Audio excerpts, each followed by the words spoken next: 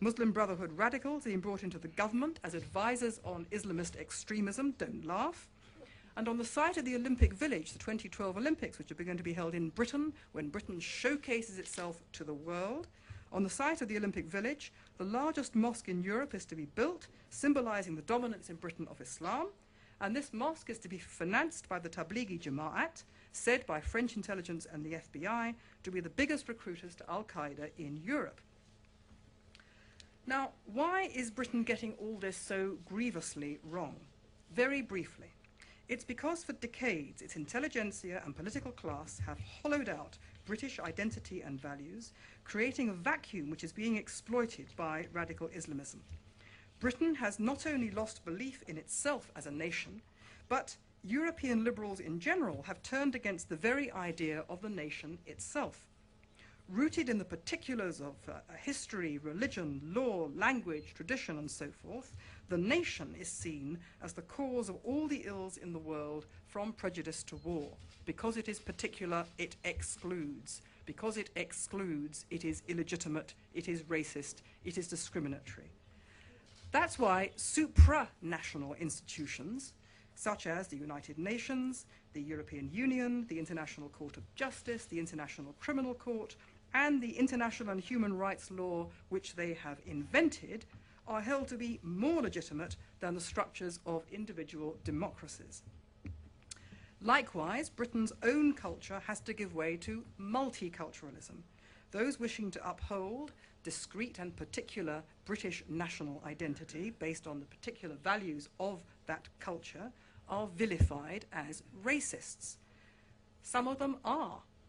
Most of them are not.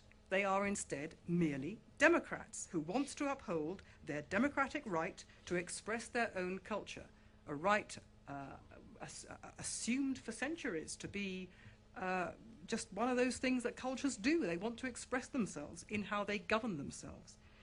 But instead, people in Britain are told this must be replaced by a doctrine whose key tenet is that the values of every powerless minority group must be afforded equal status to those of the majority. This is the key driver of multiculturalism. People might think multiculturalism is simply a kind of synonym for being tolerant and being nice to people of different faiths and different cultures and getting along. We should all subscribe to that. That's not in dispute, or shouldn't be in dispute. That's not multiculturalism. The core point about multiculturalism is that minority values have equal status to those of the majority. And what that means is that minority values, and I'm talking not just about Islam, I'm talking about sexual, racial, ethnic, religious minorities, that minority values are turned into a weapon against the very concept of normative majoritarian values. And so with multiculturalism, there cannot be any longer a majority culture at all. To impose such a doctrine of multiculturalism and then to vilify those who dare protest, in my view, since multiculturalism is a recipe for destroying a culture, to impose such a doctrine and to vilify those who protest is simply a recipe for national suicide.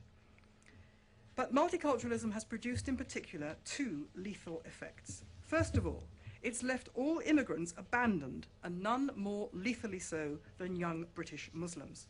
For if there is no longer an overarching culture, there is nothing into which minorities can integrate with the best will in the world. There's nothing there. And in particular, many young Muslims who are stranded between the backward Asian village life of their parents, on the one hand, and the drug, alcohol, and sex-saturated decadence that passes for Western civilization in Britain on the other, they are filled with disgust and with self-disgust if they go in for the drugs, alcohol, and sex, and thus they are vulnerable to the predatory jihadis who are recruiting in the youth clubs, in the prisons, and on campus, who promise such young Muslims self-respect and a purpose to their lives based on holy war. Second terrible effect, and worse still, multiculturalism has reversed the notions of truth and lies, victim and victimizer. The theory goes like this: since minorities can basically do no wrong because they are essentially the victims of the majority, and by this light the third world is one great minority which can do no wrong because the capitalist West has victimized it. Since minorities can do no wrong, they cannot be held responsible for wrong acts such as suicide bombings, which must instead be the fault of their victims, who are in fact their oppressors, if you can follow this argument. This key confusion, which has caused intellectual and moral paralysis in the West, plays even more lethally than this. It plays directly into the pathological Muslim victim culture, which makes dialogue with them impossible, because Muslims genuinely believe they are under attack by the West, which is, they think, a giant conspiracy to destroy Islam. So they represent their own aggression as legitimate self-defense, and they represent the West's legitimate self-defense as aggression. This fundamental untruth, this fundamental inversion of truth and lies, which, in my view, incidentally lies at the very heart of Israel's difficulties with the Arab world, has created a dialogue of the demented. But instead of treating it as such, instead of treating it as the mad discourse that it is and refusing to play along with it, Britain regards it as an extension of its own minority rights doctrine, which routinely reverses victim and aggressor. So the untruths driving Muslim terror are merely deepened by the general discourse in Britain, particularly since the British left, which controls the nation's culture, demonizes America and Israel. The result is that the central Islamist perception of the big and little Satan, America and Israel, is actually echoed in mainstream British discourse, where anti-Americanism is now at epidemic proportions, and Israel is well on the way to being delegitimized altogether.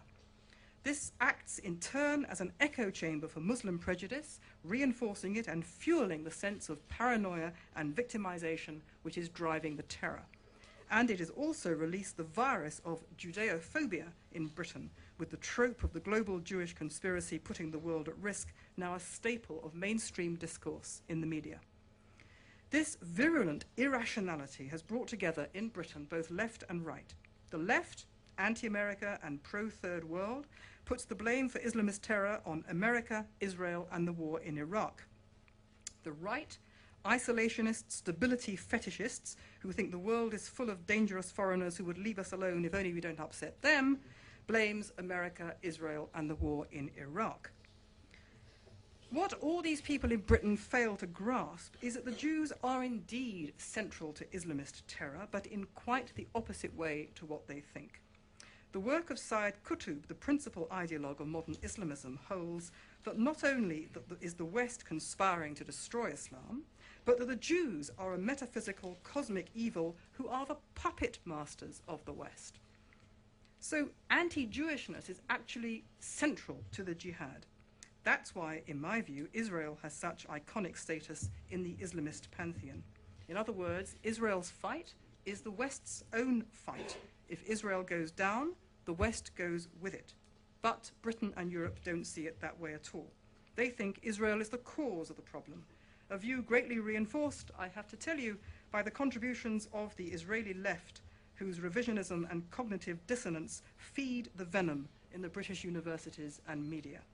That's why we have in Britain 1930s style appeasement, the demonization of Israel, and resurgent anti-Jewish hatred. This, in turn, is now causing the West to falter in its defense of the free world. In Britain, America, and I believe in Israel too, we see a collapse of nerve along with a vacuum in political leadership. In Britain, a recent poll showed that most people thought President Bush was a greater threat to world peace than Mahmoud Ahmadinejad. The biggest danger to the West is the climate of defeatism, appeasement, and cultural collapse now on display for all the Islamist world to see. Since Londonistan, my book Londonistan, was published last summer, there has been a shift in British thinking. We've had various events such as the discovery of the transatlantic bomb plot, which you may have briefly read about, the suggestion that up to 12 transatlantic airliners were going to be blown up simultaneously. So that's actually focused people's minds quite a lot. The idea that the 7/7 bombers were simply a group of rather silly boys who were going in for a bit of copycat suicide bombing, you know, the way young people do, which is the kind of thing that Britons told themselves, and they were only upset because of the war in Iraq, and after all, who could disagree with that? Suddenly, the discovery of this transatlantic bomb plot with possibly hundreds and hundreds of Al-Qaeda people around the world being involved made people think that possibly their theory had a few holes in it. So there's been a bit of a shift, and there have been other things too. We actually had a debate last autumn about whether it was right for Muslim women to wear the full-face niqab veil in public places. This caused a tremendous sensation that we were actually having a debate about an Islamist practice. We all felt very brave. That was before we discovered that a prime male suspect for the murder of a police officer had walked unchallenged through Heathrow Airport and escaped to Somalia because he was wearing such a veil. Tony Blair's government has now realized that its strategy of appeasement has been a disaster, but it doesn't know what to do instead. Mr. Blair made a speech recently telling Muslims to adapt to British ways or get out. We all sat up and took notice. But then he went on to endorse multiculturalism, which he appeared to think just meant being nice to people of different backgrounds. Oh dear. So what should be done? Very simply this. We all have to grasp that terrorism is not the biggest threat we face. The biggest threat is the ideology that drives it. It's not enough to fight terror, vital though that is.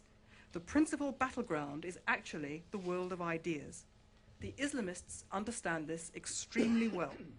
They understand that if they can hijack the human mind to the cause of hatred and lies, they have an army. And if they can further hijack the minds of their victims, they will win. In Britain, the minds of their victims are well on the way to being thus hijacked. The Islamists understand that psychological warfare, the fermenting of paranoia, of resentment, of hysteria, and demoralization, that this kind of warfare is their most effective weapon. We're not even on the same page. We haven't even understood that this is where the battleground is. If you talk about Islamist ideas, you're received with shrieks of racism, prejudice, bigotry, Islamophobia, and the debate is promptly shut down. The liberal West, which worships at the shrine of reason and makes such a fetish of the power of the intellect, does not understand that ideas can kill. As a result, Britain, Europe, America, and Israel have all left the battleground of ideas totally undefended, allowing the unhindered advance of falsehood and hatred. Worse still, our intelligentsia and media often are acting now as the Islamists' fifth column. It is only if we act against the ideology that is spreading this falsehood and this hatred and stop its advance under the convenient umbrella of minority rights that we have any chance of defending the free world adequately. That means that while we must certainly show respect to Muslims who derive spiritual sustenance from their faith, we must also reassert Western values. We must say that Muslims, like any other minority, are welcome to practice their faith and form communities of faith in our countries on the same terms that we give everyone else, which means that where their values conflict with the overarching values of the West or of the host countries, the overarching values, freedom of speech, women's rights, monogamy, not polygamy, whatever, that those values actually win. So we have to reassert Western values, and we have to resist any attempts to subvert them. It also means facing down in public the lies spread about Israel and the West. Only if we stop deluding ourselves and take this kind of action, which is necessary for our survival, will, I suggest that it's only in this way that we will stop this sleepwalking to defeat. Thank you.